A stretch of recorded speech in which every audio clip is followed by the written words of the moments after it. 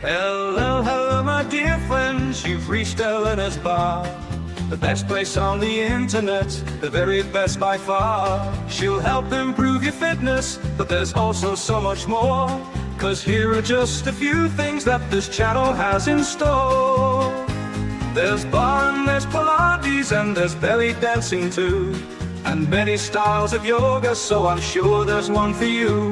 Then watch her practice pianist string from right within her home. She's in such peak condition, she'll outrun the metronome. Elena's Barre, Elena's Barre. They're the best place on the internet, the very best by far. It's not just the piano, but the ukulele too. The guitar and violin are even more that she can do. She does so many different things, it's hard not to lose track. I nearly didn't mention that she posts on her Substack. Elena's Barre, Elena's Barre. The best place on the internet, the very best by far. Yet controversial topics may be brought up for discussion, but try not to provoke her or she'll swear at you in Russian. And sometimes certain topics can make quite a big impression. So remember, you take part at your own risk and your discretion. Elena's Barre, Elena's Barre. The best place on the internet, the very best by far. You might even meet Elena if you're quite a loyal fan. She's got a fixed male cat, but she's so desperate for a man. We've really got it all, then you couldn't ask for more. So sit right back and watch Elena shave a 3 or 4. Elena's Barre, Elena's Barre. The best place on the internet, the very best by far.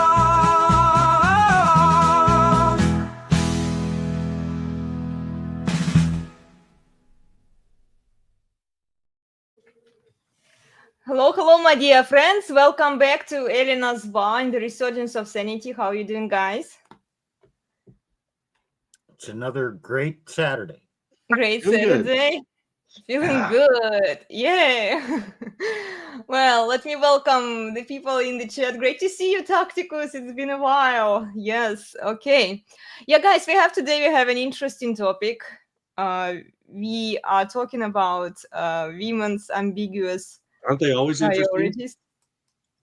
What's interesting about it? No, Aren't they was always He's interesting? making fun of you Ah, because okay. Elena says something every Yes, she does every this thing. time. We're gonna have so much today, so much fun today, and we have a very interesting topic for you. Yeah, Okay, well, that's every stream she does. every time. Yes, we talk about interesting topics, guys. So that's no surprise there. Yeah, the last couple of shows we talked about the body language, the nonverbal communication. So please go watch those live streams. They were based on a very interesting book by John Navarro. And now we are back to our regular format, and we will discuss this topic. If you have any ideas that you'd like to share with us, any observations and thoughts, drop a comment in the chat. Remember to please like, share, and subscribe. It helps the channel a lot. And yeah, Steve, you suggested this topic actually. No, I didn't. No? You suggested it. You put out a suggestion. Should we talk about women's priorities? I said, Oh yeah, I mean Elena yesterday talking about women not knowing their priorities and always shifting, and I said, no, huh, don't. does that include you too? We have to lead them through the process. So, okay, what are Okay. their priorities? Well, we sent so much text that So- I lost track who said what. Anyway, yeah, guys. Okay. So then Elena said, well, I said, do their priorities change with their cycle? And Elena said, yes, they change with the wind. And then I said, yes, they change with the moon, the season, and the year. Not true. So we couldn't come up with any priorities that are okay. That's it. That's what she's looking for. That will satisfy her. Mhm. Oh, Right? hey, we'll have plenty to talk about. Here, I'll throw one out. This one's coming up. We're talking about seasons. They change, right? Their priorities. Once you hit October, what season is it called in the manosphere? Cuffing? Yeah, cuffing season. Okay. Uh-huh. What's cuffing season, Steve? That's where they need a man for the holidays. For the cold weather, to snuggle with, comfort, someone to attend the family events so they don't have to go through the holidays alone. Am I right? Yeah. Yeah, and then there will be Christmas. Yeah.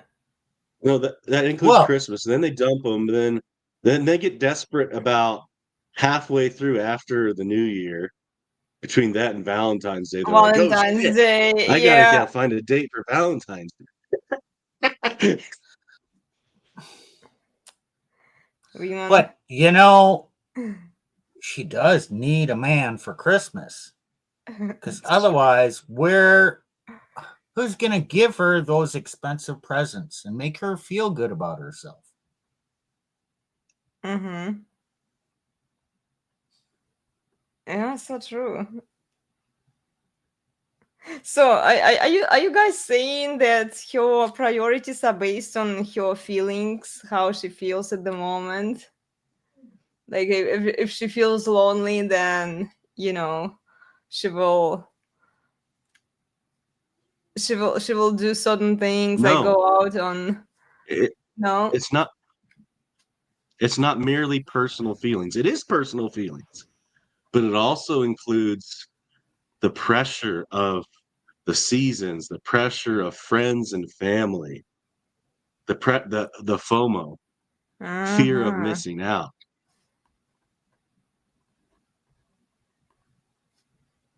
Yeah. What? It's been said in the manosphere. Whenever a woman says what she wants or what she feels or what her priorities are, it's forever right now. Mm-hmm. I will love you forever today. Forever right now. According to her feelings at the current moment, it's going to exist forever.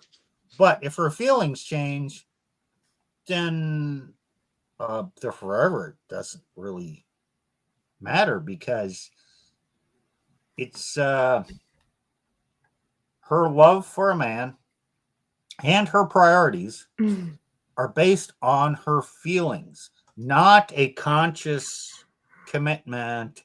It's not an act of will. It's an act of feeling. Mm-hmm. Am I right, Elena, or am I just taking it too far? No, it's definitely based on your feelings. Even when you ask me, I think the idea that I was coming up to yesterday when we were talking about it, I was thinking that when women don't have the moral framework imposed on them by a man, right? Their priority, they are not organized. It's very hard to say what even my priorities are if it wasn't for my husband,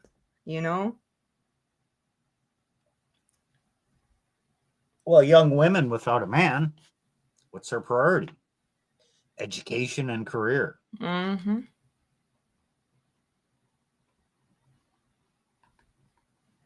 And then if they want a man, he's got to be a better man, basically make more money, be a little bit smarter than her, be a superior man, but nevertheless, she is equal to him in all ways, as long as he's better and equal.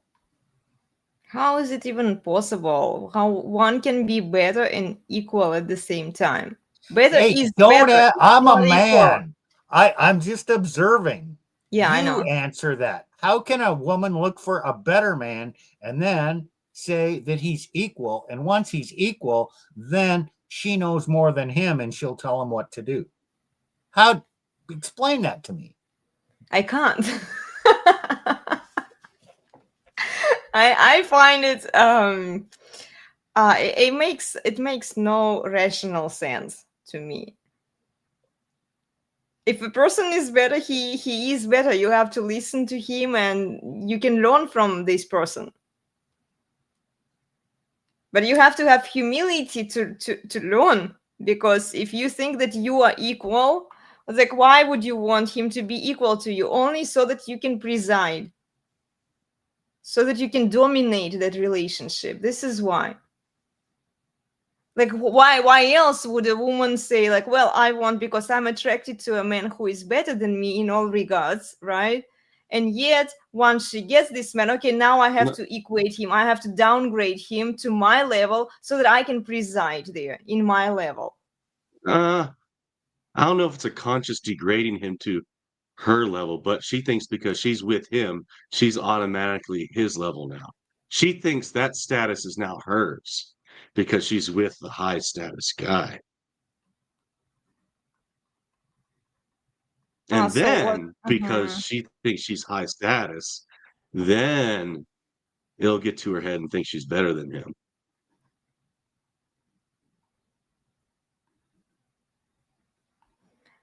That's how I think it goes, but yeah, I think so, because even it's when I was listening, the entitlement yeah, problem. the entitlement. George Bruno was saying that you pick up a woman from the streets or elsewhere, you maybe I'm paraphrasing, not exactly how he said it because it's been a while. And then you invest into her, your time, your money, right? You make something out of her, and then she dumps you, because she got what she wanted, she got the status, and then she no longer wants you because she's upgrading her options.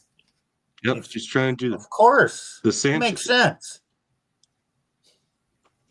If you find a woman and you help her to develop to become a better person,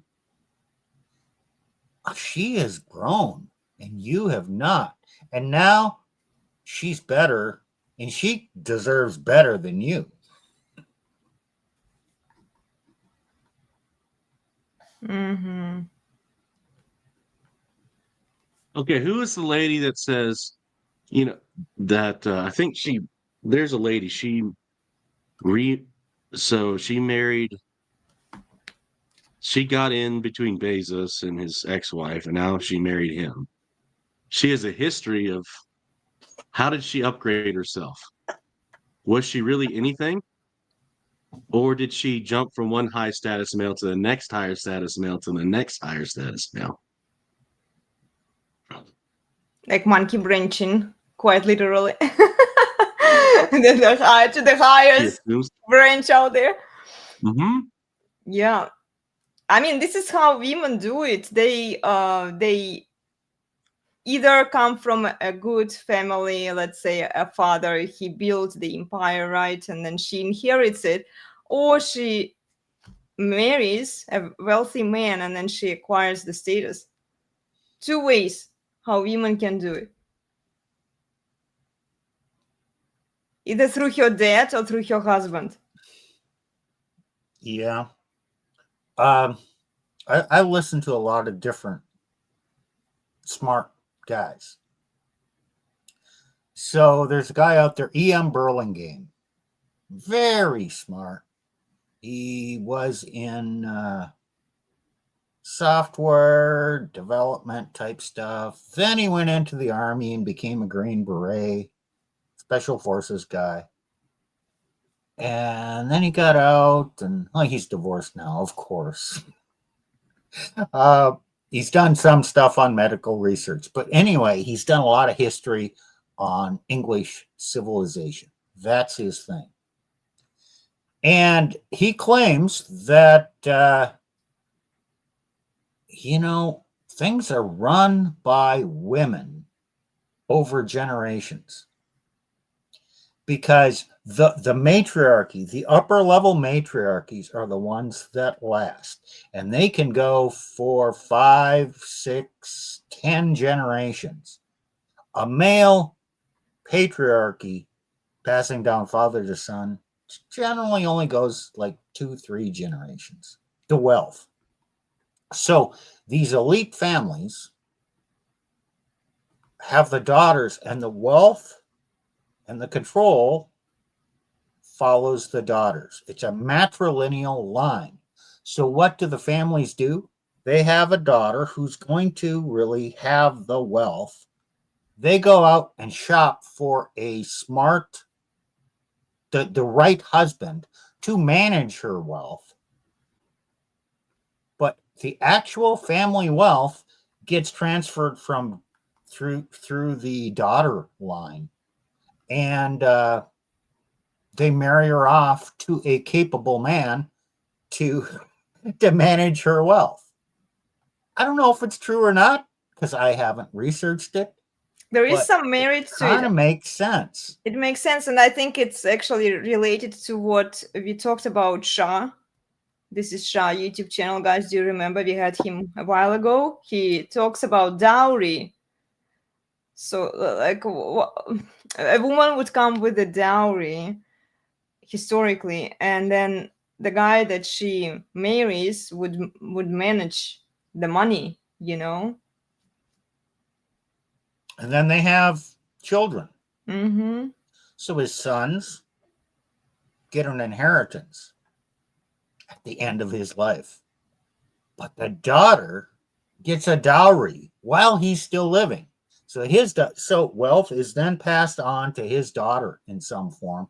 And you're not just going to give the money to your daughter to manage. No. It would be a conditional. She needs a good man to help, well, basically manage that money. Yeah. And it works. It's a good deal for the man. He comes in to a family of wealth. He's respected. He's given control. He becomes part of that family. His family becomes part of their family. They form an alliance. There is a lot of trust given there. Of course, there is some controls over it, but he has expectations that he has to live up to. Yeah. Yeah. Well, now they think that they are the table, you know, they don't need to bring any dowry, anything. So a man is supposed to invest into them. So a man is supposed to be like, look how much pressure is on young men. And then they shame the thread wife LARP, the thread cons, they shame young men for not wifing up these unworthy women, giving them the commitment. Like, on what grounds? Like, what do these women even contribute to the marriage? No, they just want to be taken care of. Right, me when my overinflated GPS. That's it. So when you ask a woman, what do you bring to the table? And she answers, I am the table. Mm-hmm. What do you bring to this relationship? Let me translate. When she says, I am the table, I bring me, and I'm so wonderful. Yeah, right. Okay, but what is it about you that is so wonderful? I'm just me. Okay, then go be yourself on the streets. You're not worthy. Why are you worthy of a man? With me, and then all of them, of course, end up on the streets. This is where they belong, gentlemen. With this kind of mindset, they are not doing anything for the sake of a man. They're not contributing anything. They're just taking. They are the loochers or moochers, based on Ayn Rand's book, Atlas Shrugged, who take value from others.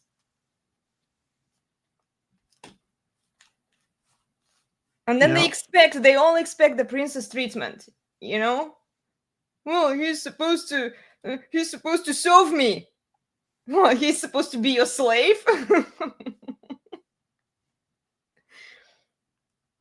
So, what are women's priorities? Well, isn't it the 3 6s?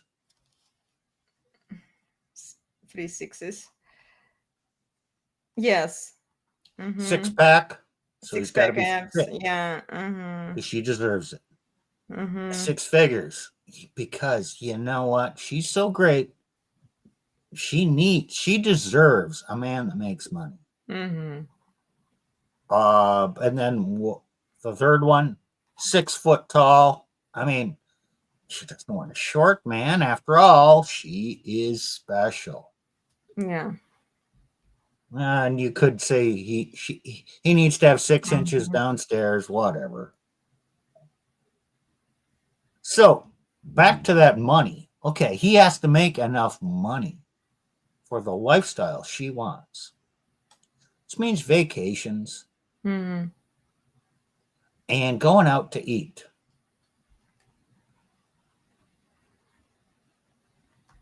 So then you ask a woman, oh, okay, let's go out to eat. Where do you want to go?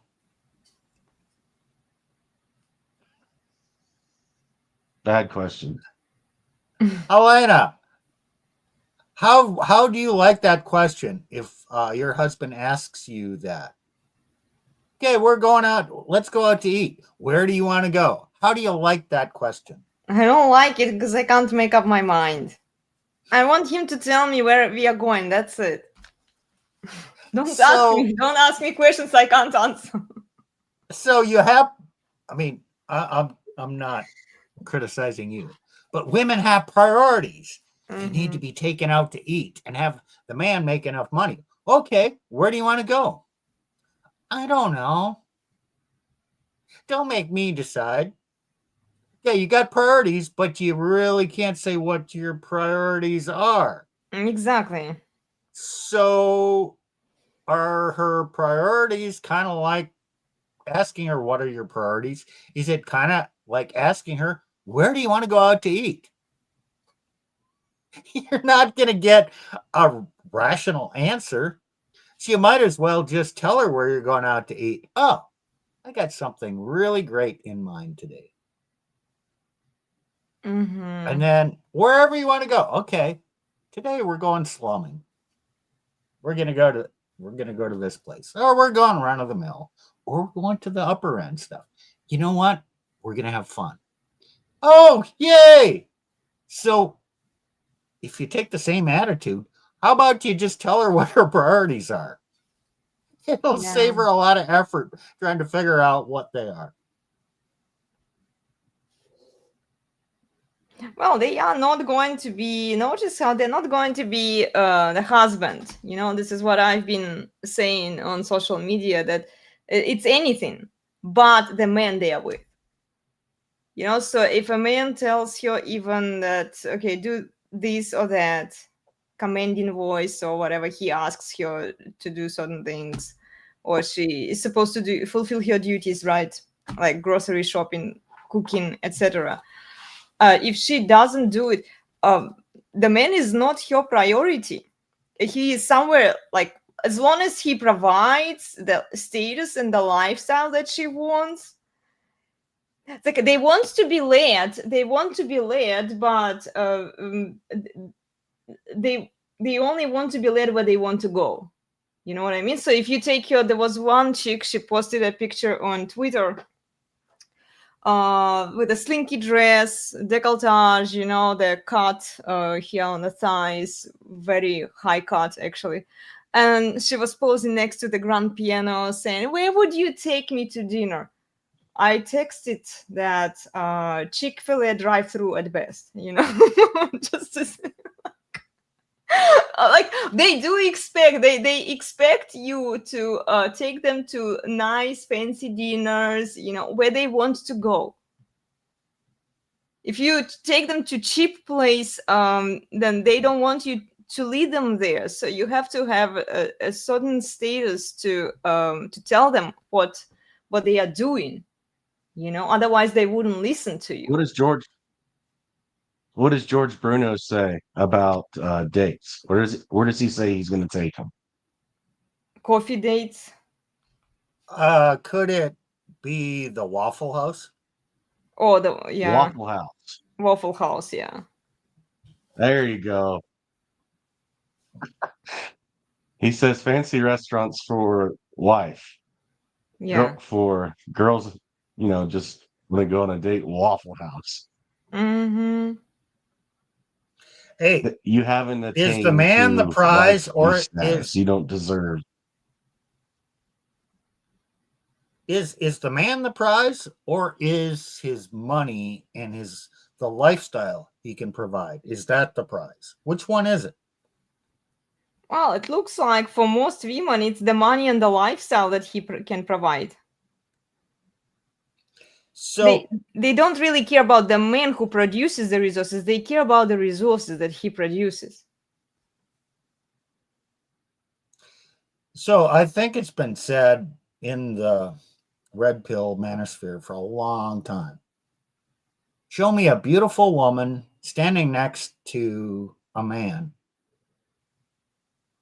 and I'll show you a man that's tired of fucking that woman. In other words, okay, she thinks her beauty is the prize. So you marry a 9 or a 10. Man, she is hot. All the men want her. And you're the guy who has her. Once you have her, you become the guy who's tired of fucking her because she's an entitled brat at home. You're just tired of the drama. So in the end, are men ever happier with the hot woman rather than the mid woman? It's now it's a problem. Now the mid women think they're the hot women. So a lot of the hot women are now passed up because most guys don't even approach. But I don't know. Well, and look, Tacticus brings up an interesting comment here. I think a lot of... Go ahead, Nick. Yeah, sorry. Well, a lot of the mid women, because of social media and the dating apps, they think that they are the 8, 9, and 10, and that they deserve all this crap. And a lot of the 8, 9s, and 10s, they actually don't get approached as much by men in real life because most men, a lot of men just get turned down by these entitled mids. So there's that dynamic too. Yeah, true. And look, the fact that they are not willing to do anything for the benefit of the man, this is the attitude. This is the attitude. So she would much rather go out with a man or take him out to dinner so that he invests, because in a feminist mindset, the more he invests into her, the more he's attached to her. It's like sunk cost fallacy, and they all believe it, instead of cooking dinner for him, let's say, right, staying at home and prove to him that you are worthy of his investment, of his time. But no, I'm not a wife yet. I didn't get my ring to serve him. Once I get the ring, maybe. But then she's not his slave. Once she gets the ring, she's not his slave? No. So then she doesn't have to do that. Because if you expect me to cook and clean and do all that stuff, hey, buddy, you got another thing coming. I am not your slave. I am the table. So, okay, when she is dating him, she doesn't want to cook because she doesn't want to be a slave. When she marries him, the law is on her side, so it doesn't matter because then she can say that, you know what, buddy, I didn't marry you to be your slave, so here we are divorcing, and by the way, I'm taking half of your stuff. That's the way it works. I mean, Precisely. I'm shrinking, you know, like the number of Precisely. years, but that's the essential idea, right? So she's not willing to cook and put out anything while they're dating. Well, she might spread her legs, but okay, it's not if she gets paid for it and No, no, no. compensated, right? I But think no, I that may be the case. I actually think they're more likely to put out and do things while they're dating, so they get the ring, and then mhm. then it's like an about face, and then the guy is truly and totally screwed. Not literally, though. But yeah, It's a trap. by the time It's he a trap. marries you, yeah, he's yeah. Oh gosh. And a lot of guys So, are catching on. They've seen this repeat and repeat and repeat. They've lived Uh-huh. through it. They've seen their parents live through it. They've seen their grandparents, their brothers, their sisters, their uncles, their friends. And they're just like, why? Why won't men date me anymore? Why can't I find a husband that'll wife me up? Why are the birth rates declining? It's a Scooby-Doo effing mystery. so a month ago, 6 weeks ago, Mhm. Dr. Orion Terabin put out a video. What do women want? Did you guys watch that video? Maybe it's been a while if I watched it. I Did watched you watch it, Nick? a lot of his stuff. I don't remember. I think I I will write watched it maybe down. about Mhm. I think I watched it. I don't think I watched the whole thing. I think I watched a few Okay, minutes. so what was his answer? What do women want?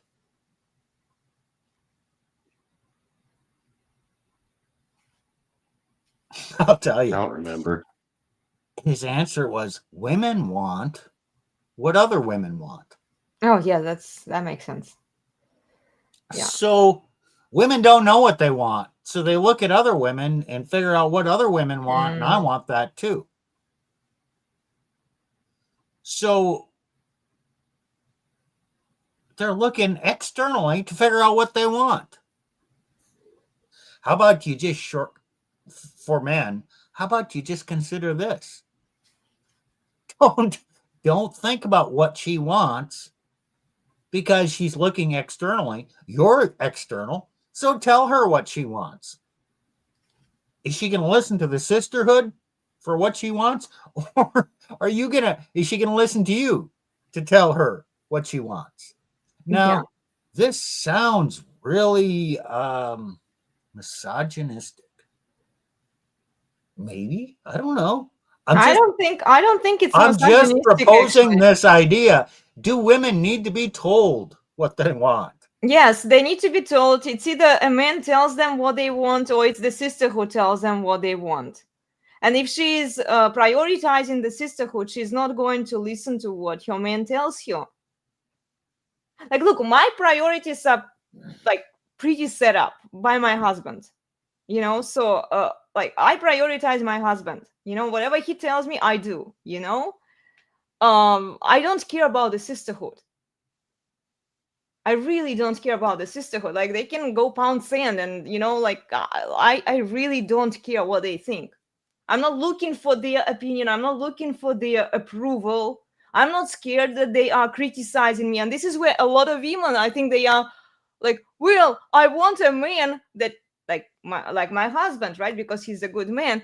I want a man like yours, but I'm not willing to sacrifice the sisterhood for it because I want a cake and eat it too. You know, I want the female friends there on social media, that validation that comes with the sisterhood, right? The Sims worshiping me, pedestalizing me, all of that attention that they get. And I want a masculine man by my side. You can't serve two gods, ladies. You have to pick. Which one do you want? Well, since your husband tells you, basically set your priorities, and you're fine with that, doesn't that relieve you of a lot of the burden of thinking and figuring out and planning? You just let him say what it is. He gives you a lot of liberty. He listens to your sentiments and feelings and then decides how to prioritize them for you and say, okay, here, do this. And then you can just relax into that bubble or whatever you want to call it and just be yourself. Seems to me to be an easier existence than taking on the personal responsibility of setting the priorities yourself. Yeah, that's true. It's a lot of pressure and but see, like they don't see it as such. You know, they feel that submitting to a man is somehow beneath them because the sisterhood tells them that, what, are you a slave? Are you, well, according to the Bible, speaking about slaves, woman is actually supposed to serve her husband. I mean, she's supposed to help your husband. Especially like to these Christian chicks who are like, well, you know what, I'm a good wife. Here, there is, oh gosh, there is so much LARP going on Twitter and on Instagram also. The girls post this con for ThreadCon Sims. Like, I want to be a mother. Isn't it what men want? Isn't it? But Elena, they're not really enslaved though in marriage. Well, they are That's not, not but true. That's not true. they view it, they view the serving, you know, they view the serving as enslavement. That's feminism. Yeah.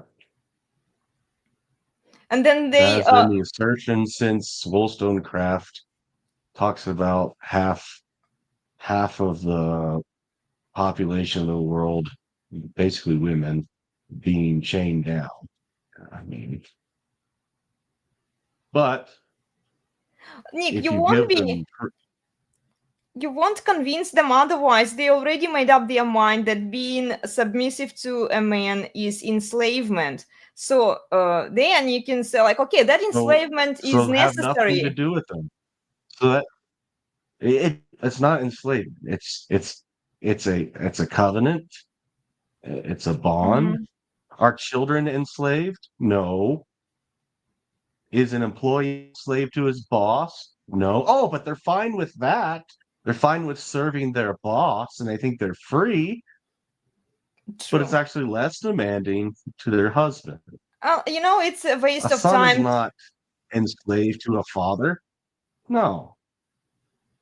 I just think that it's a waste of time trying It's to just convince them otherwise, you know, because um well, they have that's why they're for the streets. You don't even exactly. entertain a feminist. Say, Exactly. This is why the moment I hear that they are not willing, they are lacking humility. The moment I notice that they are not willing to listen, they are not going to understand, I disengage from the conversations. I poke at them, and then when I see it's a waste of time, they are literally a waste of energy, resources, I no longer talk to them because, you know what? I'm not going to waste my time on stupid people who abide by a different moral framework that is not, you know, matching mine. It's just yeah, like this debating, convincing people, you know, is the risk worth the reward? I mean, you are spending so much time on them. It's like you're speaking to a wall. It's pointless. People don't make up their minds or believe anything based on facts. Yeah. You can prove factually Mm-hmm. through debate process that you have reason, logic, support, historical context, everything.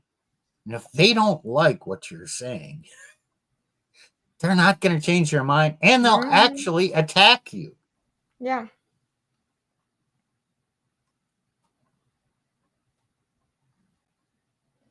Yeah, this is why. So, just setting priorities. Okay. I said, in a relationship, instead of asking a woman's priorities, tell her her priorities. Okay. Oh, I sound like such an old codger, misogynistic, evil man. But you know what? I have a job. I have an employer. If you ask me, Steve, what are your priorities in your job? I don't really have any priorities. My boss sets my priorities. He tells me what I need to do. I get some choices as to what, I'm a truck driver. So do you want to do this route or that route? And based on seniority, I get to choose from the options. But he sets my priorities. Mm-hmm. And I don't have to worry about setting the priorities. I don't have responsibility for running the business True. or for deciding what everybody does. You tell me what my priorities are, and I'll just go out and do them. Hey, this is easy. It is I don't have easy. to worry about it. This is my husband. Sometimes, like, he wants me to do certain things in a day, then I adjust my schedule to make sure that I do what he asks me to do, what he tells me to do. And it's just like you just follow the order. It's easy. And women by nature, they are followers. It's either they are following the bad influence or they are following the good influence. They don't come up with their own stuff. They avoid. Do you remember we talked about it? They avoid while men are form. Yeah, that's one of my old Yeah. concepts. It's awfully crass. I mean, it is true. Hey, Yeah, but I've it would got an offend. interesting. It offends so many people. I don't care. Here's one thing to offend the TradCon stay-at-home ladies. Mhm. Priorities. Is their husband really their priority? I'll tell you a story. It's my own story. So I was pastoring an Orthodox Presbyterian church. I was the president of the local ministerial association in a little town in South Dakota. And I thought it was a good idea. I wanted which was then to be my ex-wife, but by the time she was my wife, to, go to Bible studies, but not all the time, but, Bible studies. But her priorities, I noticed, it was never really the kids. She kept dropping off the kids at daycare. I'm like, why? Well, I got to do this, this, and this. I'm like, and you can take them with you. You can drop them off for an hour or two, maybe, not the whole day. Her priorities were, oh, I need to go out to eat a bunch with my friends, waste my money. Then I have to take her out at least once a week. And then her priorities, yeah, she had stuff to do with the kids. I kind of understand that. I want my kids to be active. Okay. But it's like it seemed like she had a priority Monday night. She had a priority Wednesday night. She had a priority Thursday night.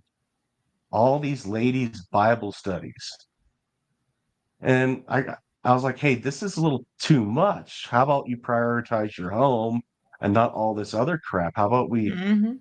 you prioritize being a wife instead of this super religious woman, supposedly? Yeah. No, no, no. You're trying to control me. You're And yet, controlling. You're those women's Bible studies, are they a good thing? Or do they study the Bible and then Are they what? interpret it themselves and prattle about all the gossip and whatnot and find out, share means of rationalization to know this is what it really means. You don't have to do this and that. I mean, are they any good if it's women's Oh, Bible studies? I'm asking you. No, Sincerely. they actually, they actually, what I found out is the more she got with other pastors' wives and stuff, the more it stoked her rebellion, and she became more and more infested with feminism and resentment. And Mm. this was nothing. This is actually a good thing that the women actually saw this in my own church. I think they resented me a bit for it, but they wanted this Jen Wilkin. They want to have this material to study. I think it was the Book of Hebrews by this lady named Jen Wilkin. I'm like, she's kind of a pseudo feminist, and I read through the material and I was like, I don't really think she's a good. This is a good material for you guys. She's questionable, blah blah blah. And if I remember correctly, they didn't use her material for that Bible study. But a lot of Wow. the Bible studies, they have a few things they talk about in the scripture, and then they just prattle on, rationalize, and then they gossip through prayer. Hey, I'm going to pray for this person, and then they spill Mhm. all the guts, all the information that they're praying for, and it turns into kind of a gossip session. Gossip session. Whenever women attend these sermons by other women, who is in charge of the sermons usually when they do the female Bible study? The female elders. I don't know, Nick. We didn't have female elders, um, but they think they're in charge. Sure, it Okay. goes to their head too. Yeah. Well, And This then there's is and this is always not all good. these Oh, holy, ideas. holy. Oh, we need to have this. And then they want to design these marriage. So the last thing before shit hit the fan for me is they want to have all these marriage retreats to fix people's marriages and get men back in the church. And I'm looking around. I'm like, this. You think that they're the problem? You guys are the problem. They don't want to deal with your shrewish prudishness. They don't want to deal with your stupid love songs for Jesus and have everybody guilt trip them into confessing every little detail of their life and then so they could be, better beta serving husbands for their Uh-huh. wives Yeah. and hope that they put out a little bit of sex.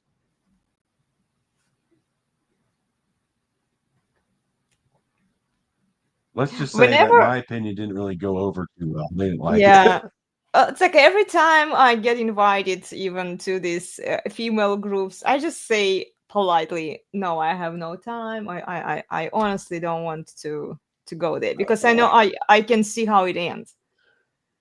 They're like a bunch of snakes, like they are snakes, and then if you contradict, if you challenge them in some way, they're going to fucking bite you, like they will Uh-huh. even, and women are nasty with other women, especially when you attend these kinds of groups and gatherings. And I've noticed it back in school that I didn't quite match with my classmates, and luckily we had more guys, who could just like separate us apart, and like do little clans, inside the group.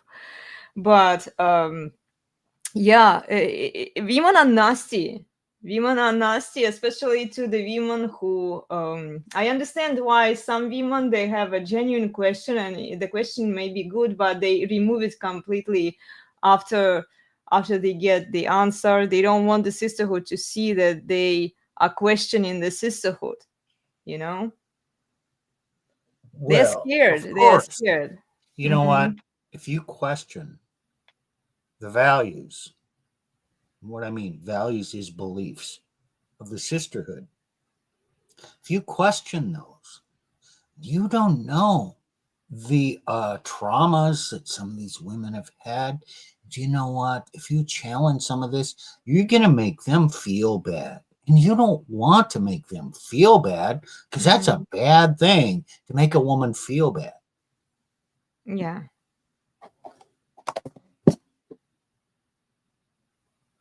So yeah, even these women who I would say that women who don't. Okay, I categorize women into two camps. She's either team woman or team her man. If she is unwilling to challenge the sisterhood, she operates under the team woman mindset, even though she might be curious and ask all of these questions, and she might even do some posts about like femininity, right? Being a wife, and she can put on a mask and present herself as being traditional, let's say. But the fact that she is scared of upsetting other women is a huge red flag. Because at any moment, the That's her moment your priority. man, exactly, the moment something goes wrong with a man, right? He calls you out, and like he tells you what she should do, what her priorities are. She at any moment can rebel against him because she wasn't willing to challenge the sisterhood right away. You know, this is a very important red flag when you're looking. Like every time I analyze a content creator, I look a bunch of their videos. I check what they write under those videos, and uh, like I try to figure out whether she is a team woman or team her man. What are her priorities? And guys, in most It cases, it's also going can to change be, with the wind, though. well, that's true. But if she's not, okay, like let's say she's married, right? And she's throwing her husband under the bus, you already know what her priorities are. If she's like Lila Rose humiliating her husband publicly, right? Oh, like you already know that she is team woman. There's Right. something that just became clear in my mind in the last week or two. Observing people's behavior. So if Mhm. they're team woman, this dynamic that Elena is describing, it's being affected by consensus. You don't want to be the outlier. You want to be on the inside. You want your beliefs to conform by consensus to the others. Now, in general, on our Resurgence of Sanity channel, we've talked about intelligence levels. So the closer people are to average intelligence, the more they're concerned with having views that are consensus based, and they're conformists. The if they're above, okay, there's average, there's above average, and then there's well above average. You have to move to the well above average in intelligence to say, fuck that consensus. I'm not going to just believe something to fit in. I don't care what popularity is. I'm just going to go for the truth. Now, that attitude indicates someone is of higher, you know, probably 2 standard deviations in IQ above 100. Probably means for men, above 120, maybe above 125. For women, yeah, above, probably the same. So when you meet a woman who, well, let's just say Elena, she doesn't like getting in those groups of women and all the prattling, and it's all consensus building. She's uncomfortable because she's kind of outside of their intelligence level, and it doesn't resonate with her, and it's not fun. And then when she challenges anything, because she doesn't give a shit about consensus, then they attack her. So, oh, gee, you'll wonder why she's kind of somewhat of a recluse, maybe a bit introverted. Some people might see it as shy, and I'm talking in general about certain types of women. Just they're not necessarily a recluse. They're just avoiding this situation. Mhm. They're introverted because basically everyone else is a dumb shit and you can't have a good conversation. And they're not necessarily shy. They just don't want to engage in that consensus building operation if no one's seeking the truth, because it just it's too much stress in their brain and it doesn't accomplish any good. It So really doesn't. Yeah, you can't change their minds anyway. And truth is not for everyone. While you were talking, Steve, I was actually thinking about, you were saying IQ. So would you say that women with higher IQ tend to be more compliant to their man?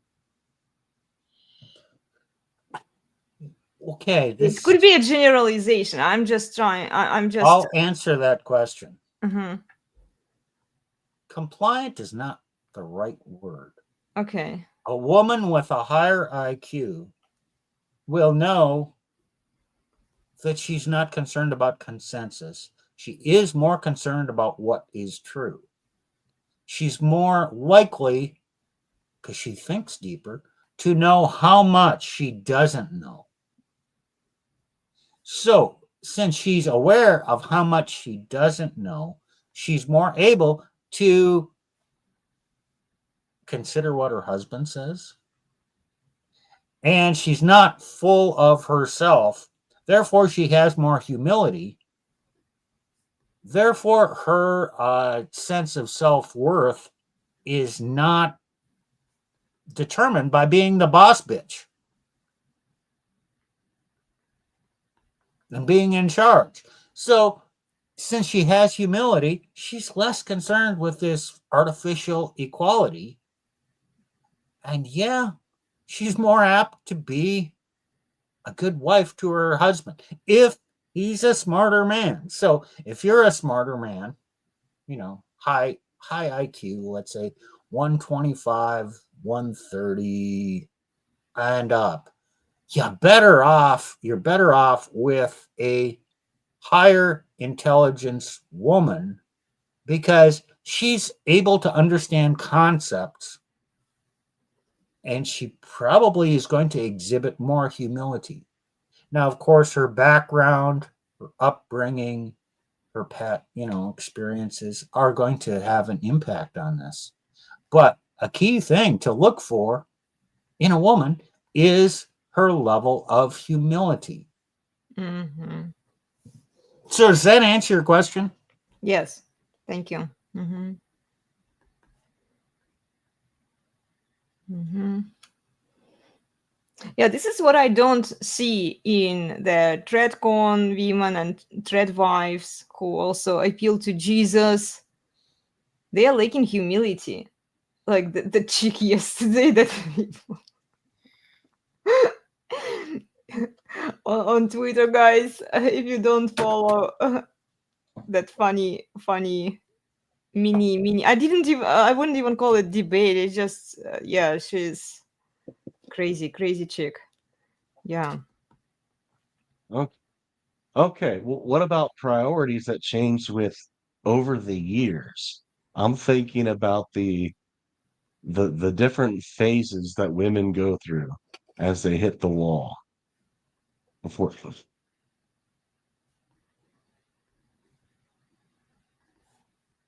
Oh, they so hit the wall and they what's suddenly the want. first phase? Mm-hmm. Well, there's phases that lead up to. Mm-hmm. So what's the first phase? Once they're developed woman, Whore.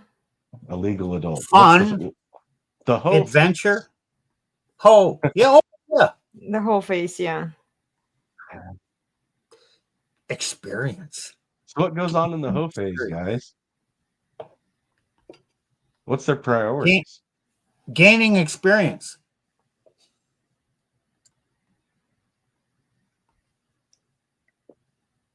Have fun, enjoy, travel, explore the world. Travel the world. Ooh. Experience their freedom. Yeah, that's a good one. What do all these things mean, Nick?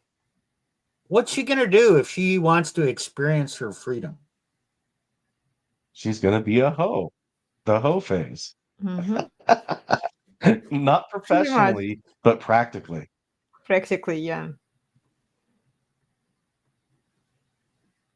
Well, Build then, up the body count, go out, mhm, be flown out, blown out, thrown and out. Mhm.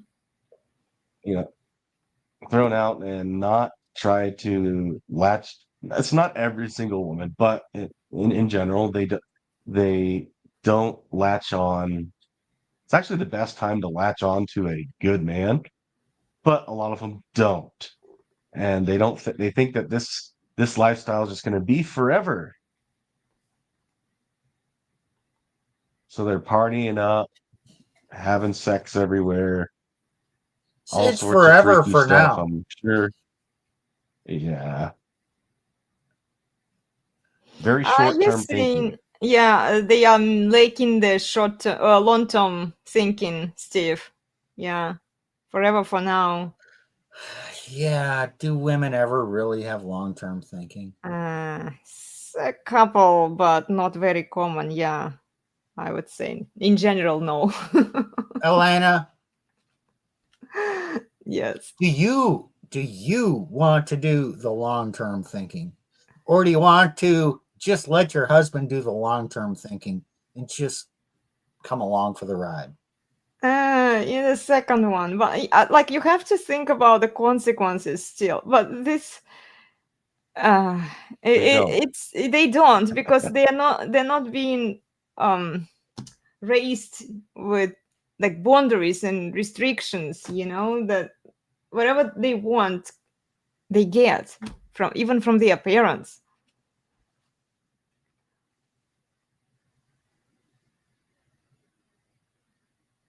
It's like when they are not experiencing harsh So consequences they to have their this hoe phase. What's stupid. after the hoe? Okay, whole face.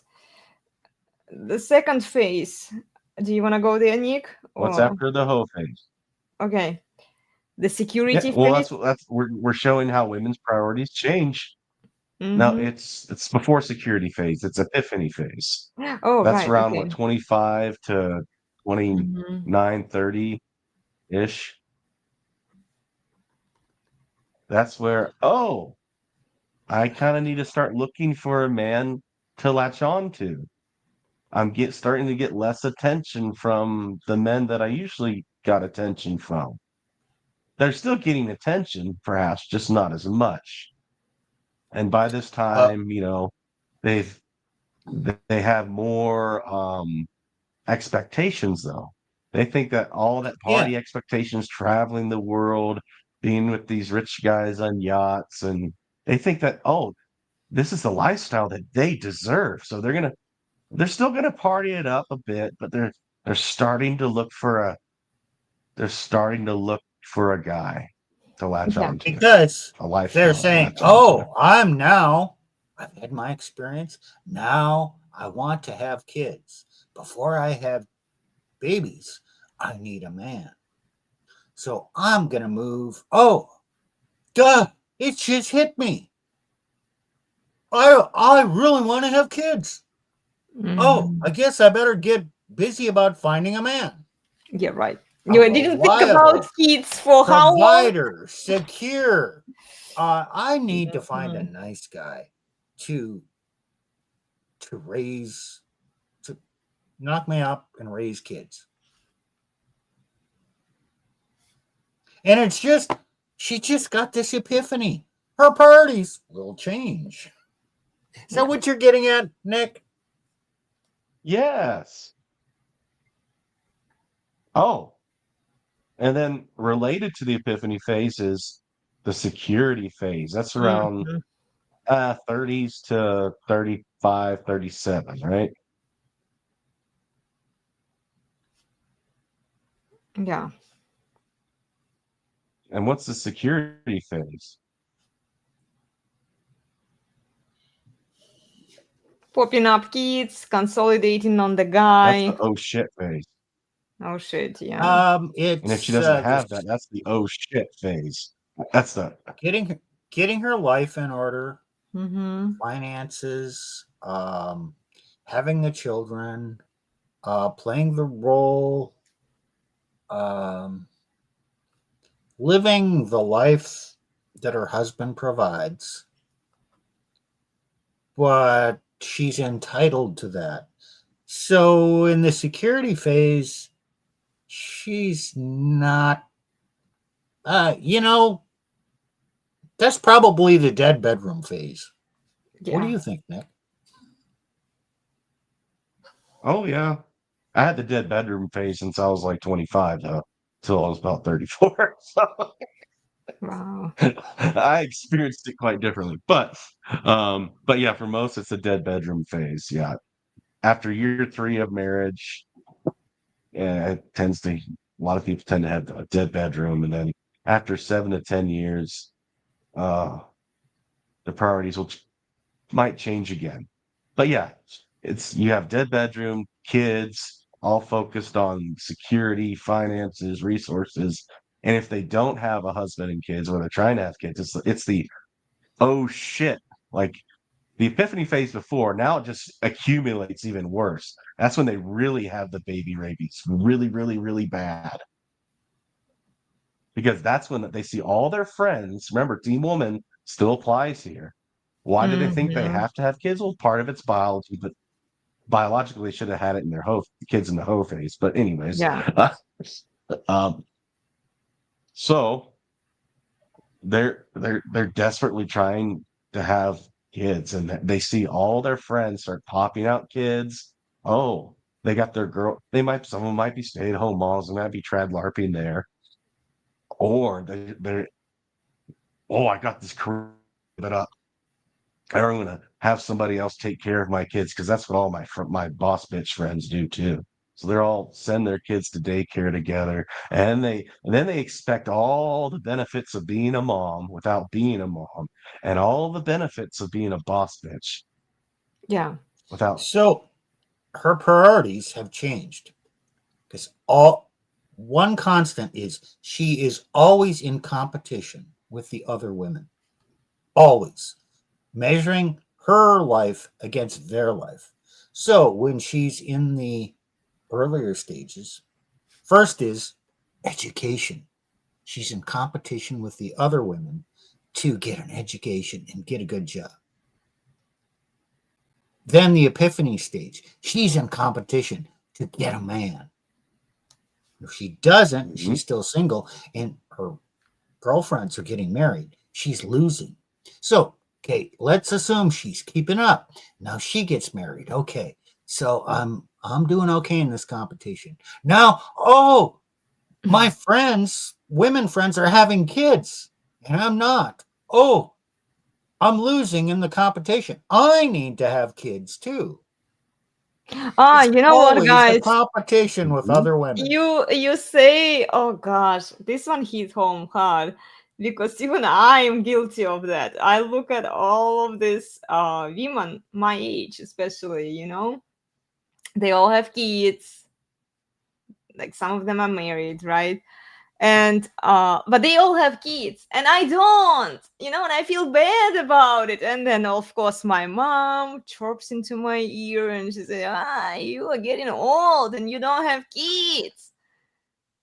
You failed as a woman, you don't have kids, like, oh god, like sometimes I still get these moments periodically when I'm like, I wish we had kids, I really do, but then I realize, Yeah. like, okay, this is not probably, it's not probably happening.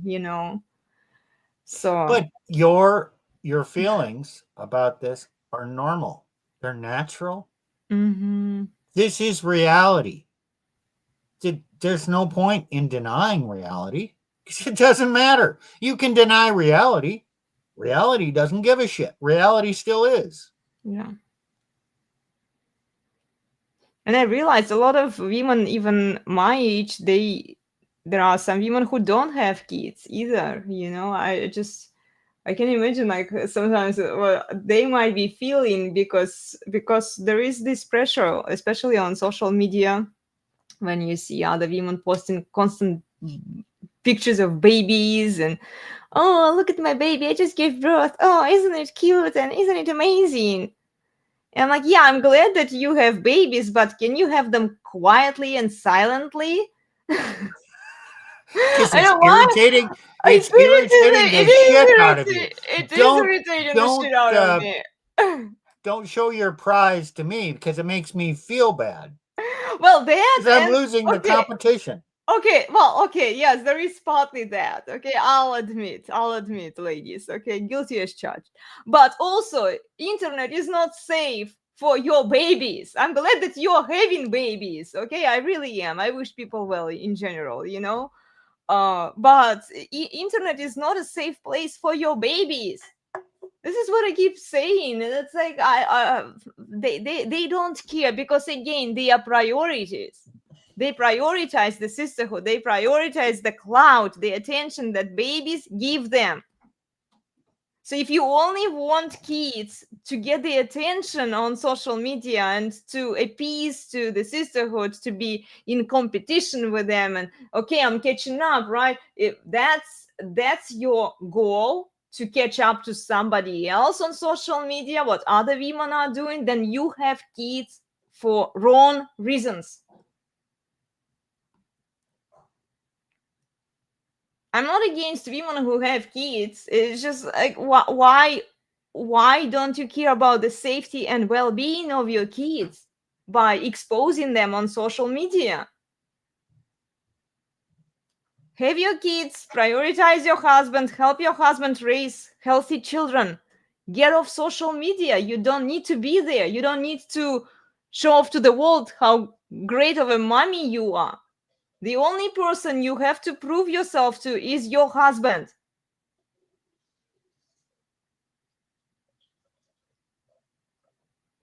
How can you be a better wife for him and a better mother for your children? These should be your priorities. Not, oh, am I catching up with the sisterhood? Oh, how many likes did I get here?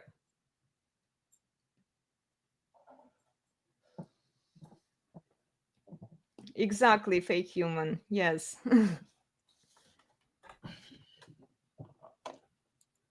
Now, I want to point out another problem that I've experienced twice in both divorces. The religious women make the children their priority. Mm. The children must come first. No, no, no, absolutely not. The children do not come first. The marriage comes first. Your husband comes first. Yeah. That is for the man too. Who comes first, his children or his wife? His wife comes first. Because that's a hierarchy. And so it's your joint responsibility to provide for the children. If you make the children your priority, then you're going to use some rationalization, bullshit reason that you're going to invent that I have to get rid of my husband because I imagine this nasty thing about him. So, in order to save my children, because they come first, I discard the husband. I'm still going to get his resources through child support and whatever. This is so unbelievably corrosive. Yeah. And from a logical standpoint, no man, no woman takes an oath to their children. But when you got married, you took an oath before God, to God, and to your spouse. That's an oath. That is absolutely binding. There is no oath to your children. There's a duty. Yes, there's duties in marriage too. But even by reasonable, rational, logical standards, no, Your children do not come before your spouse. Yeah. Nick, Well, you probably have something to say about Mhm. that one.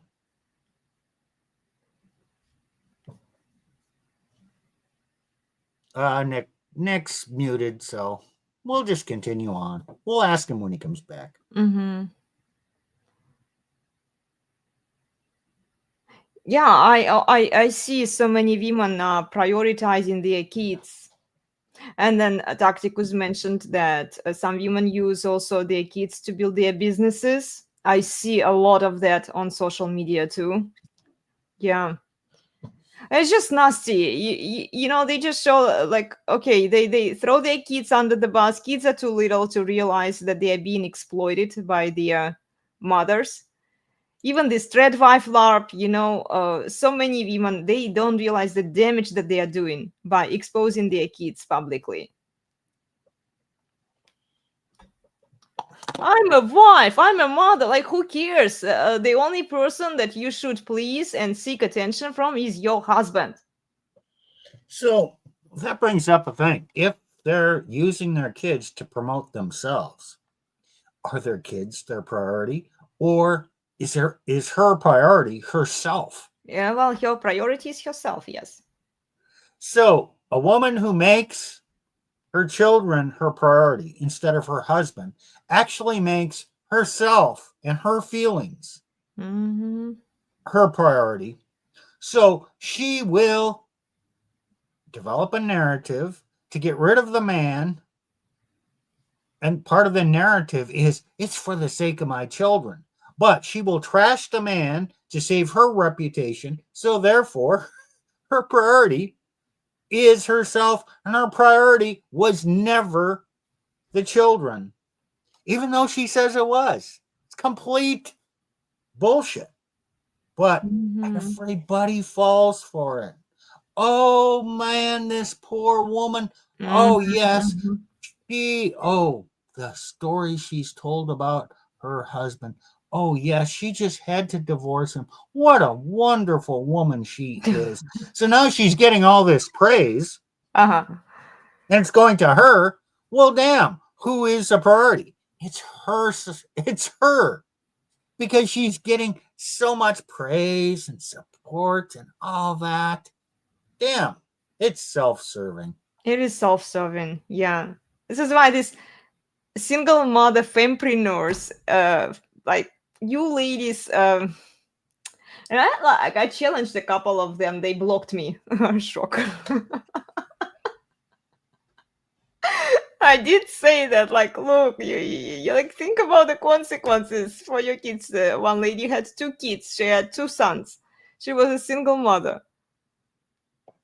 Like, but this is how I make money. Yeah, you divorced your ex-husband so that you could be a public whore. Congratulations.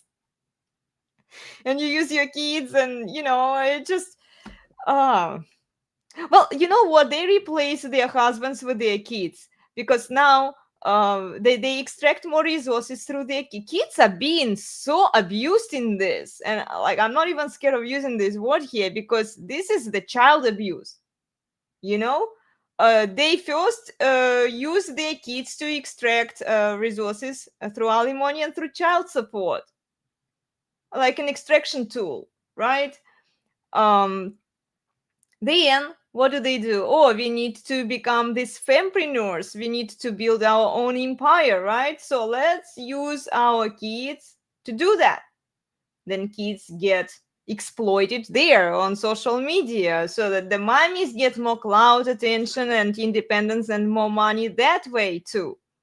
Like, ladies, if you So, really, really cared about the well-being of your kids, you wouldn't have divorced your husbands to begin with. so, so Elena, if they're fempreneurs, Mm-hmm. aren't they also building a fempire? Oh, well, of course, yes.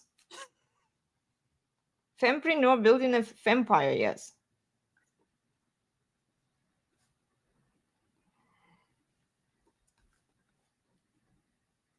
Vampire. You know what? I'm sure Nick is just frustrated right now.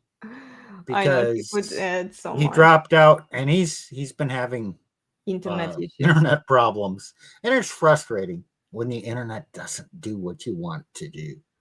Yeah. Yeah, he could say so much on this topic. Oh, we'll get back to it at some point, guys. We will talk about kids and women's priorities. So, okay, let's go back to the premise or our conclusion. Female priorities. How much time is spent about women trying to figure out their priorities and tell men their priorities? How much effort do men spend trying to figure out what a woman's priorities are? Oh, I don't have a woman. Maybe if I figure out what her priorities are, I can become the kind of man that can meet her priorities, meet her needs.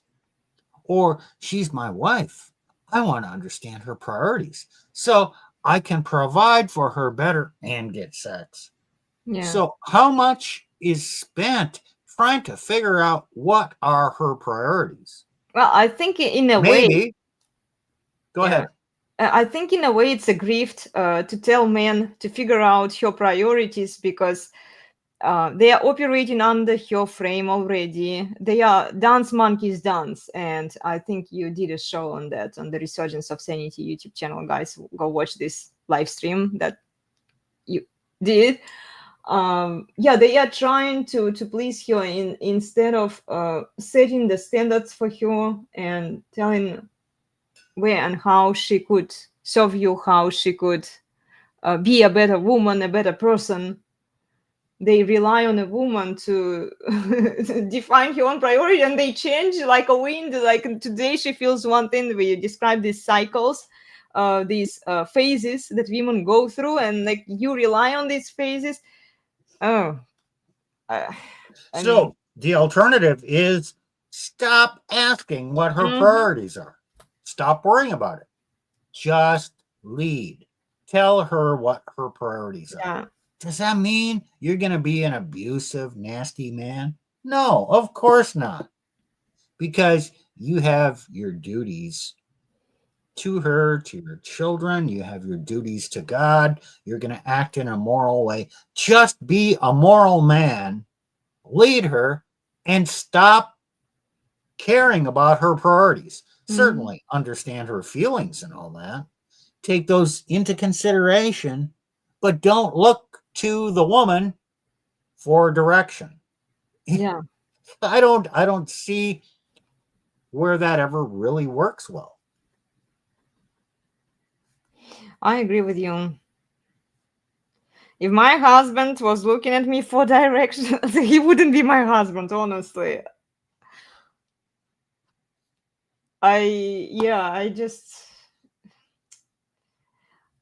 And look, women can say all sorts of things. They can say, well, I don't want him to be controlling. I don't want him to tell me what I'm supposed to do. I know better, right? Because I'm a woman of high moral principles.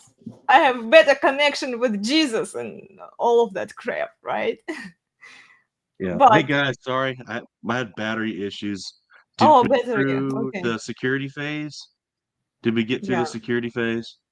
We go to the Did we security hit the phase. wall yet? The wall. No. No, we did not. Okay, wall. And then we have a question for you about when women prioritize kids instead of prioritizing their husband while you're still here. Oh, okay. Yeah. Well, my battery's working now. If I Okay. restart my computer, it works for some reason. But Okay. yeah. So prioritizing kids versus the husband.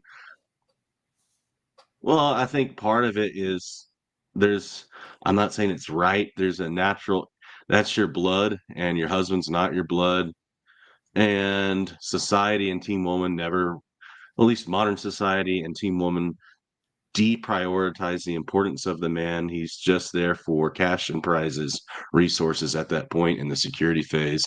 A lot of these women will get these men that they're really not attracted to. They might be on birth control and their pheromones are messed up, or they just get desperate enough. They just want to settle for a guy that has resources that they're not attracted to. And so they're not going to prioritize the husband once she actually has the kids. And then, hey, just wait till she hits the wall or right before the wall, depending on when they have the kids. And there's high chance of divorce in their future. Mm-hmm. So what exactly happens during the wall phase? Well, that's their SMV is down. Their extreme lack of fertility. Well, fertility's pretty much all gone. You have what you call what's a high risk pregnancy? What's it called? A geriatric? What's it called? A geriatric? Or geriatric pregnancy. The geriatric. yeah. So since her SMV, and obviously her menopause is gonna. Yeah. So since her she's not SMV as is hot as she declining, used to be. Exactly, she's not as hot as she used to be. She's bored with the security phase. Oh, she misses the adventure. She's hitting the wall. Oh, she's getting old. She's gonna die someday. She better use it while she still has it. So her man is boring. Maybe it's time to go out and have some fun again. And then we have the whole face reentrance. Oh, yeah. Well, you know what? Maybe she needs to go on an adventure to find herself. Journey to find yourself. A journey. She's going to go on a journey. She's going to, oh, you know what? I'm going to learn yoga. I'm going to go to India to study under one of the masters. Yeah. Elena's talked about that. She's going to go to Bangkok, Thailand. No. And she's going to go to Bangkok, Thailand. And yes, the name will apply. Or she might take a vacation to Jamaica. Yeah, there are stories of women in their 50s mainly going down there, finding some boy toy, being the sugar mama, and having a lot of fun.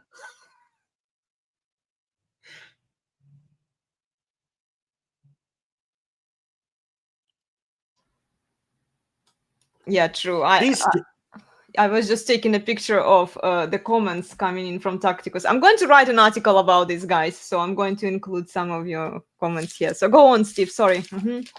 No, I was ready for someone else to comment on that. Okay. So have you heard those stories about is this a male term primarily or a female term? A sexcation. I have not heard about that. What is it?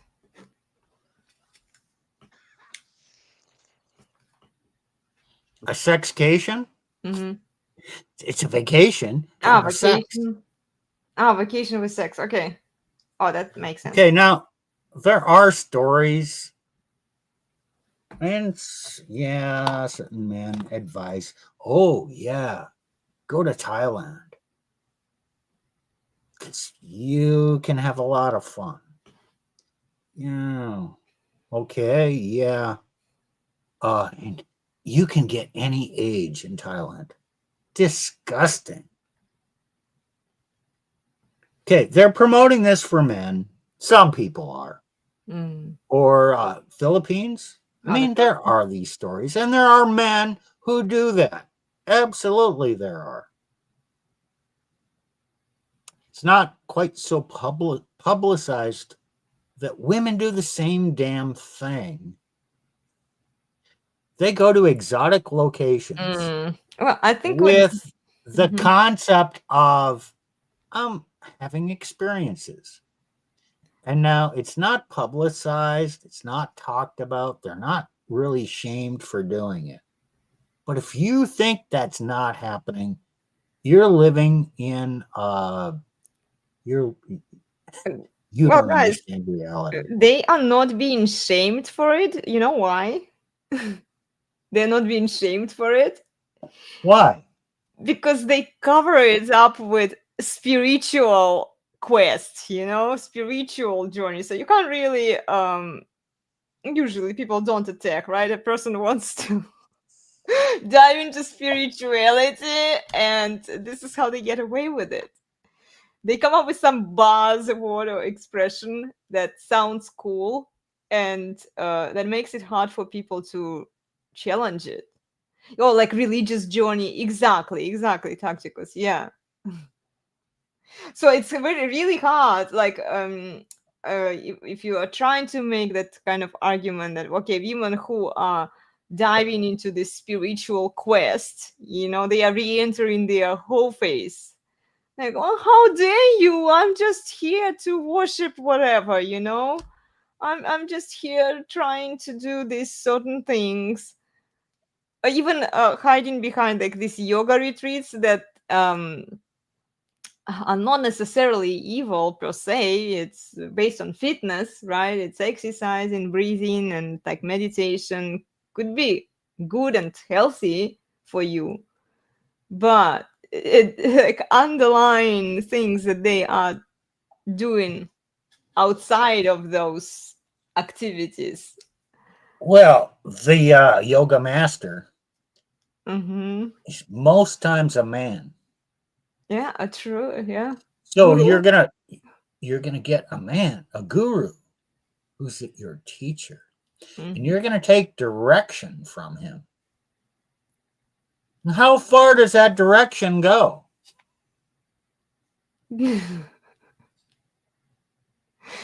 don't Yeah. mind with these female tourists. They know exactly what they're going to do. They've probably done it many times. I was invited to this It's retreat. routine.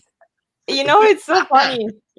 I was attending the online training, everything I did, all of the certificates and fitness programs I've completed to teach. I did them online, guys.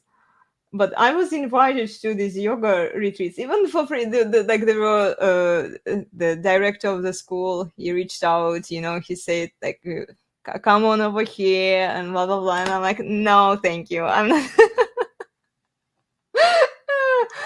And look, it's just, and there are a lot of women out there who go and they go. We talked about it with Steve. I think the topic was yoga gurus are a scam or something like that. Yeah, watch that separate live stream that we did a while ago with Steve.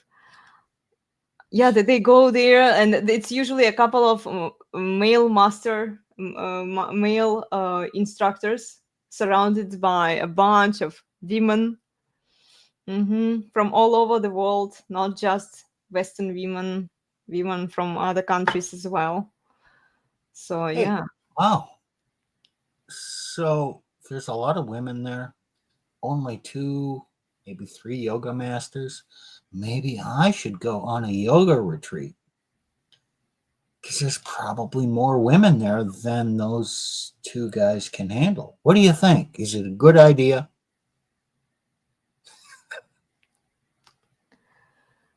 There are some guys who do that, but what they've reported it wasn't good, So yeah, don't have your hopes too high, Steve. I mean, you can do whatever you want to do, guys, but yeah, be careful. I like asking these just off the wall questions and then watching how Elena answers them. Yeah, It's be careful, entertaining. guys. It's like the kinds of women also who attend these retreats. Like they are not like yoga. what they did to yoga is frustrating, honestly, because they feminized it so much. It used to be just a male physical practice, and the breath work, it used to be just for men. I'm not saying that women can't benefit from the physical aspect of yoga. In fact, I practice it on a regular basis, and I really love it. It helps to gain flexibility. And yeah, but they added a bunch of spiritual bullshit into it, and now like follow your heart, basically follow your feelings, your emotions. So the kinds of women you're going to find in those yoga retreats, usually, because this is what they promote there, it's going to be the women who are short-term thinking, usually. You might be lucky, I'm not saying that, but Are you implying that the women there are more woke than based? Shocker. yeah. I'm absolutely surprised. I'm so shocked. Okay. Yeah. Well, we've talked about. I'm trying to get through all these priorities. So we've talked about the priorities through through their aging process. What about their their how it changes with the moon, Steve? Their monthly cycles, right? Is that what you were talking about earlier? What Well, you're yeah. alluding to? Okay, so I suggested to Elena that we do a couple programs on this. Mm-hmm. There is a woman out there, Dr. Sarah Hill, and she's written 2 books. First one is This Is Your Brain on Birth Control. And the other one, which will be released the end of September, is The Period Brain. So she's talking about how birth control affects women's perception, reality, feelings, emotions, and actually priorities. I don't know that she uses those words, but it changes. Her mate selection changes whether she's on birth control or not on birth control. She's basically subverting the natural process of pheromones and men and women coming together, because believe it or not, men can unconsciously, through pheromones, detect when a woman is ovulating. And his testosterone increases, and he's more likely to approach her. And she's actually looking for a different kind of man when she is in the ovulatory phase. And there's also, this is speculation, but I believe it, the pheromones, the scent of the other, indicates some kind of genetic compatibility. Now, I don't know about you, but I have been close with 1 or 2 women. She just didn't smell right. It wasn't a cleanliness thing. It's just like, yeah, we got along fine, but something's nah, not really. So you're not going to go very far there in the relationship. Mm-hmm.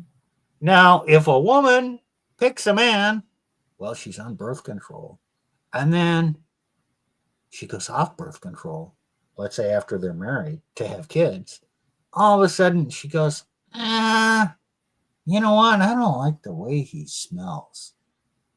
This is what was my first marriage. Before we could ever have sexual relations, I had to go take a shower. And then the minute we were done, she jumps out of bed and goes in the bathroom to probably take a shower. I don't remember exactly. It's many years ago. But there just was an incompatibility, and it was scent-based. So that changed her priorities. Now, in Dr. Sarah Hill's second book, which she's done an interview about, which we need to go into, and I want Elena to lead it, the build-up phase, the first 2 weeks of her cycle, estrogen is the predominant hormone. It drives a certain behavior and mind activity. She's generally more creative and outgoing and risk-taking. And then in the second part, post-ovulation, progesterone is the predominant hormone. So now her mind is, it's kind of in the security, the nesting, preparing her body to host this egg and nurture it, because her body doesn't really know whether it's pregnant yet. So it's acting as if it is, and that's what her body is doing, and it's affecting her mind. And okay, this goes to her behavior, her priorities. First 2 weeks, she's more into variety, experiences, adventure, maybe a bit more risky physical type of intercourse. And the second 2 weeks, okay, her body knows, okay, nothing, there's no pregnancy gonna happen here. There's no, okay, in other animals, they don't even mate during that period of time because there's no point in it. But she does. Humans do that. Well, why is she doing that? She's doing it for security and comfort, and to bond with her mate or husband or man, to keep him in the picture in case there's a pregnancy. So first part is more aggressive, I'd say, in her mind, to get pregnant. The second part is to retain the man for provision going forward. So do her priorities change with her monthly cycle? Yeah. Absolutely. If you want to have new experiences, adventurous sex, you probably are better off trying that stuff during the first 2 weeks of her cycle rather than the last 2 weeks. And if you do, if you give her the wrong type of affection, depending on her where she's at in her cycle, it's not going to go good. That's the premise of what Dr. Sarah Hill is writing about. Now, I probably went a little bit more explicit, extrapolated a little bit further from what she is going to say, because, you know, she's a professional. He's not going to get quite as descriptive as me. But I tried to keep it somewhat civilized too.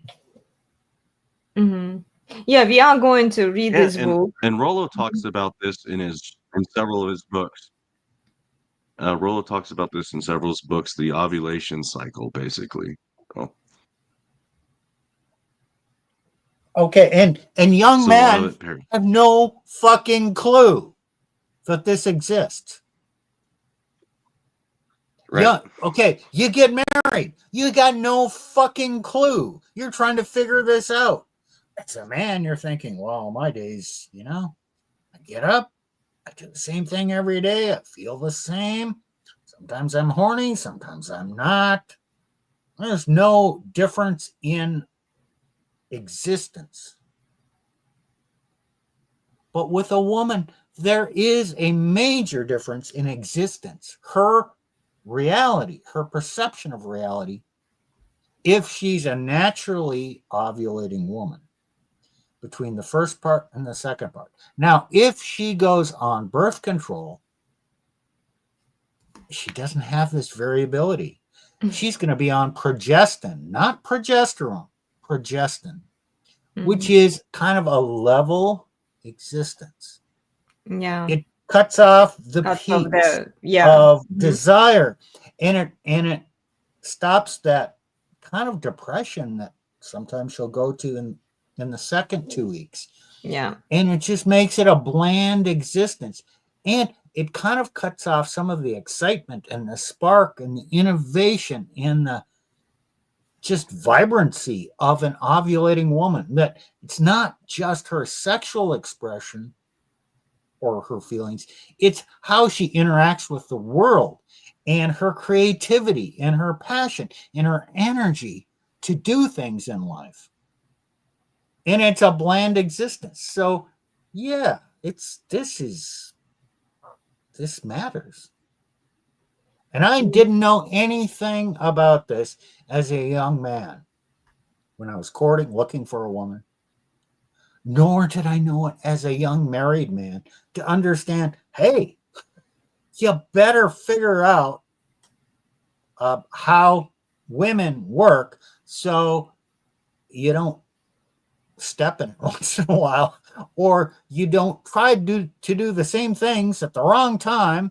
You're going to be continually frustrated because don't try something that's not possible at the time wherever she is in her cycle, because her priorities changed.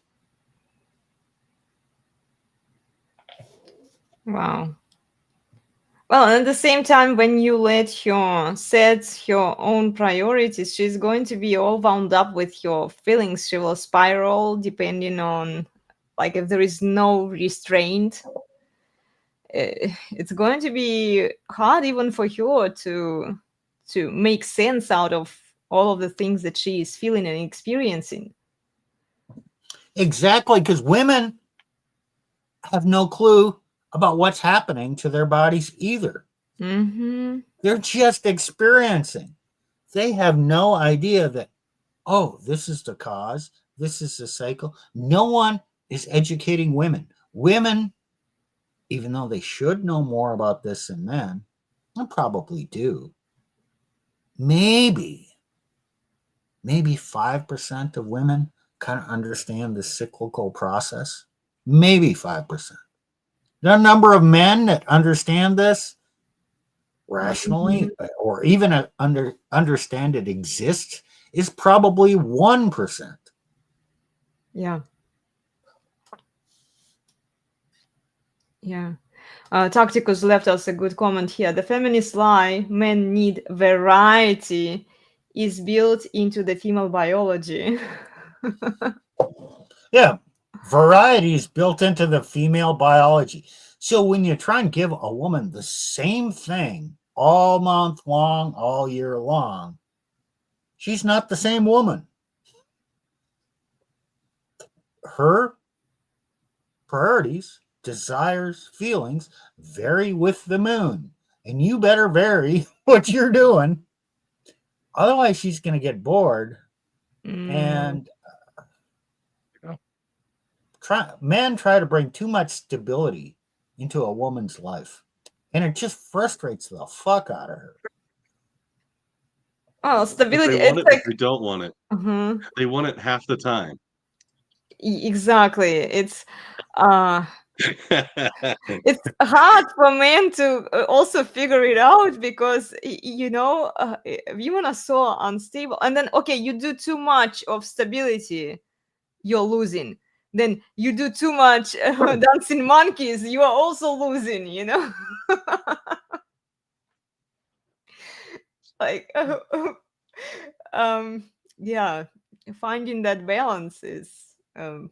Here's another interesting thing. We say men should be in control and have the frame and cause her to react to you. The funny thing is, her Hormones are in control. They are cyclical. Estrogen, progesterone, it's the cycle.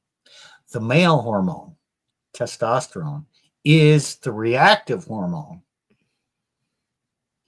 And so as she rises in estrogen and gives out more pheromones, his testosterone will increase. It reacts to where she's at in her cycle. So guys, are you saying that, like, okay, if she's in her estrogen, which boosts her like feelings, emotional side, right? She's becoming more explosive, let's say, and then this will boost his estrogen. And there's usually a sway to the hips. yes, she even walks And she different. usually has that A sway. man's testosterone will Uh-huh. increase when he sees an ovulating or a woman in that phase walking, because she walks different. Her face is different. You show a picture of a beautiful woman to a man, his body will increase his testosterone. It is a reactive hormone. It's not cyclical. It's not programmed. It's reactive. True, but women also need testosterone.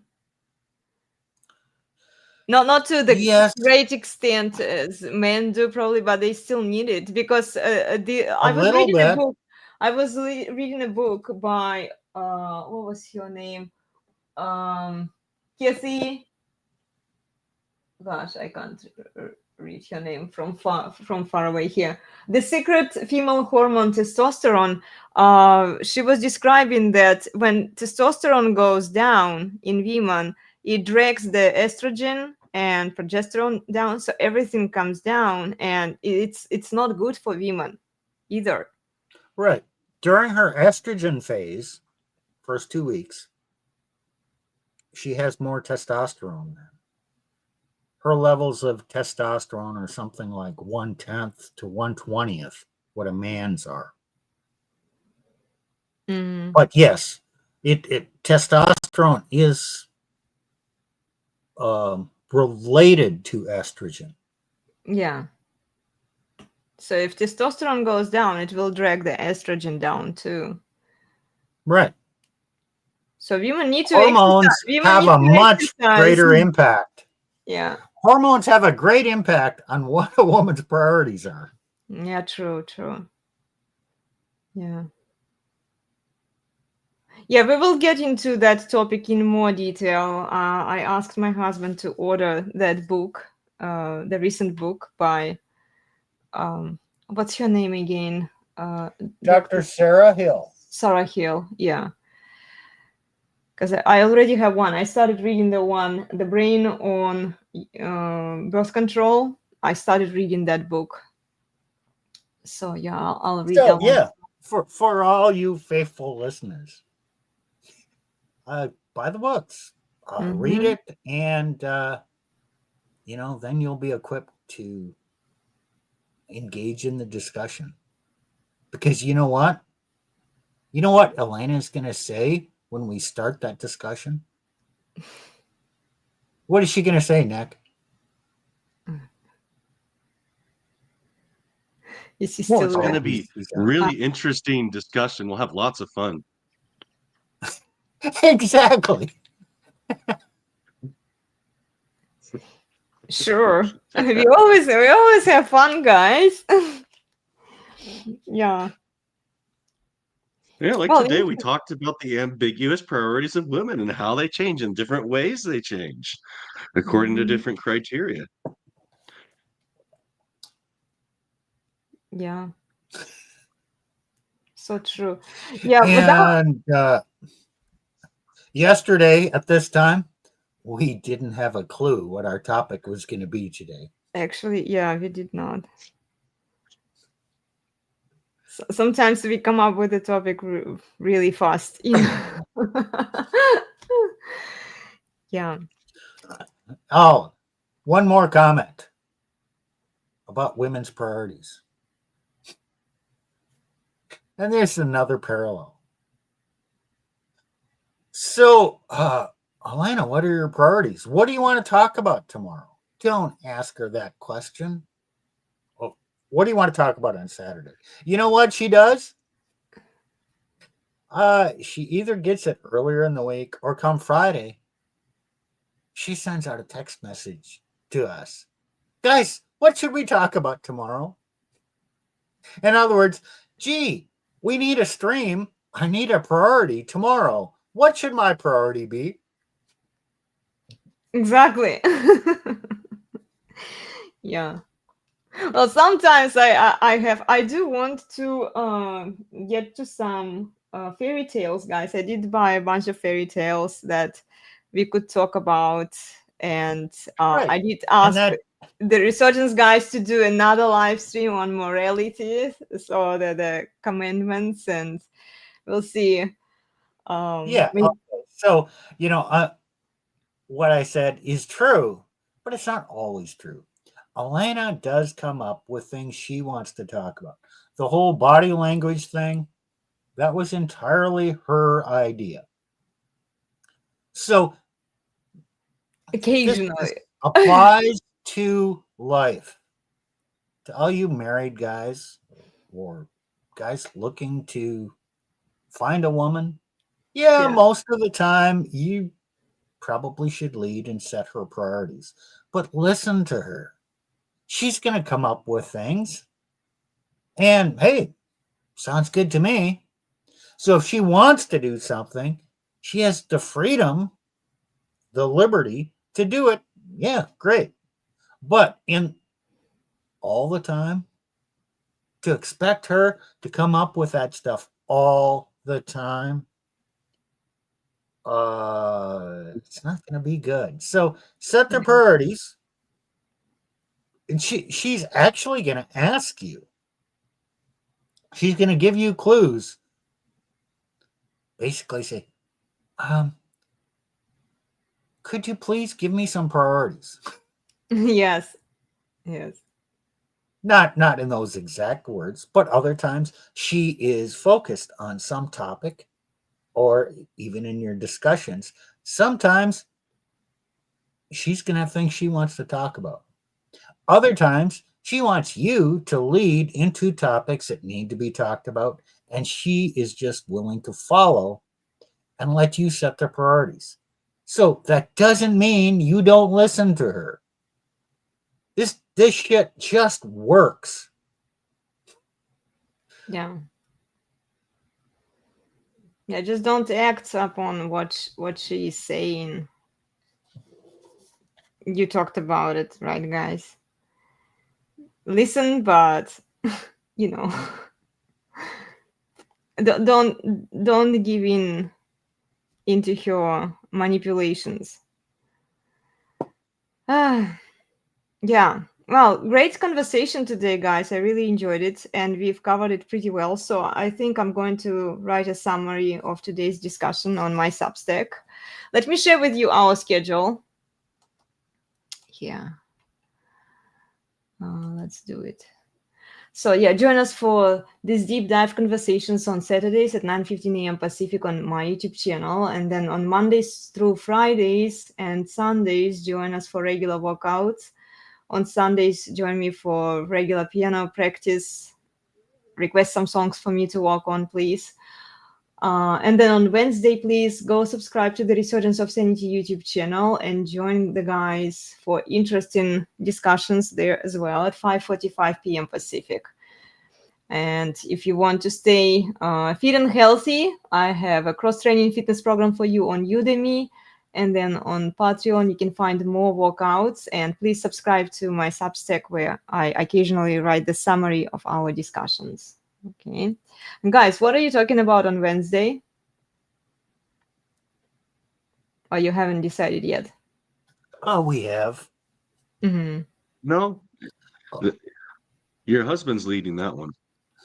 Ah, okay. It's going to be that one. Okay. Well, tell us. Well, what is it? Okay, I'll go. It's I'll call it civil strife. Okay. Okay, other people are saying, oh, things are getting so dicey. We're headed into civil war. Well, we touched on this a year ago. What do they mean? Well, yeah, we're headed into a period of turmoil. Maybe factions being opposed to other factions, maybe violence. So we're going to talk about that.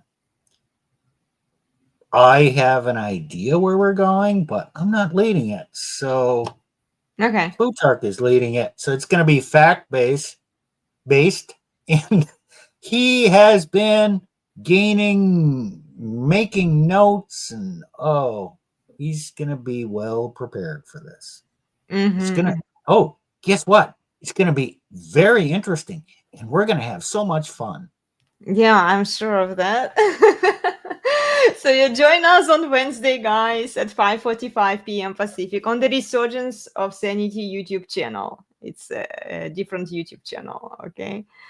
So yeah, thank you so much for joining us today, Tacticus and Fake Human. Great to see you guys. Good comments today. We appreciate you. Please like, share, and subscribe. It helps the channel a lot. Drop a comment in the comment section if you're watching the replay. Tell them who you got coming next week.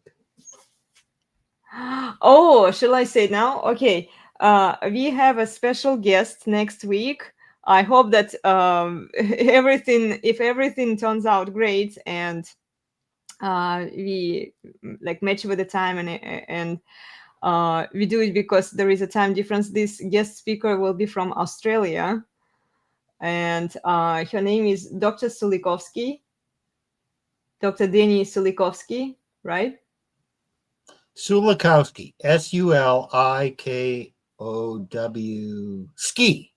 Ski. Sulikovsky. S-K-I. Okay.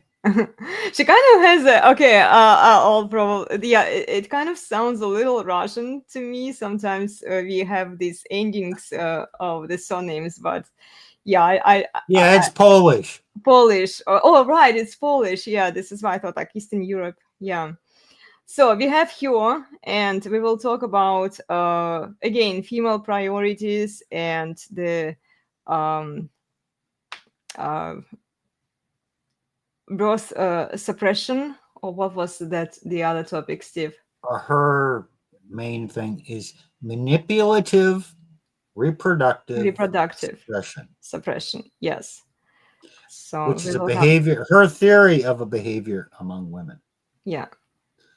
I like listening to her. She's an interesting woman. And hey, do you know why the Polacks and their names in ski? Why? Because they couldn't spell toboggan. Interesting. It's a joke. You know what a toboggan is? What? It's a wooden sled. It's a long wooden sled with a curved front. And you get on the toboggan and you slide down the snow hill. That's a toboggan. A ski is two things you strap to your legs. Okay. It's a Minnesota joke. I don't expect people to get it. Well, anyway, yeah, I'm looking forward to that live stream, guys. I'm sorry, I'm a little tired and I'm not I didn't sleep enough today. Anyway, yeah, we have a special guest next week, so join us. Go watch your interviews, read some of your articles, okay? If you want to engage in the conversation, you might be able. Let me say her name again. We can write it down. Danny, Dani Sulikowski.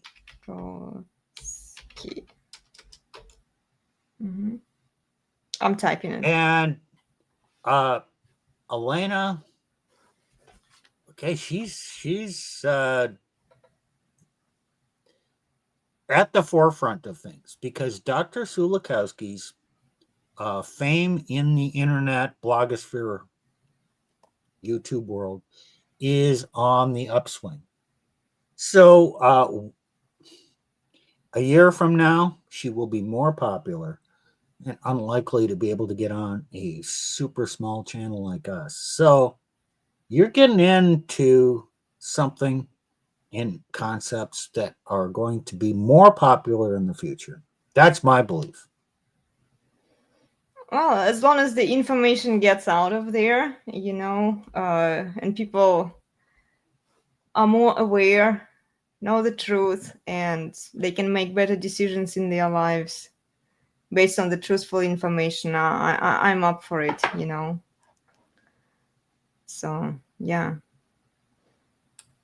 We'll have a special guest. Anyway, guys, thank you so much for joining us. Remember to please like, share, and subscribe. Join us next week. Watch some of your interviews, read your articles. I'm going to do the same thing. I did watch a couple of your interviews a few weeks ago, but I'll have to rewatch them again so that we are ready for this live stream with you. Anyway, we'll see you all next time. Okay, take care, everyone. Thank you for joining us today. Bye. Elena's Barre, the best place on the internet, the very best by far.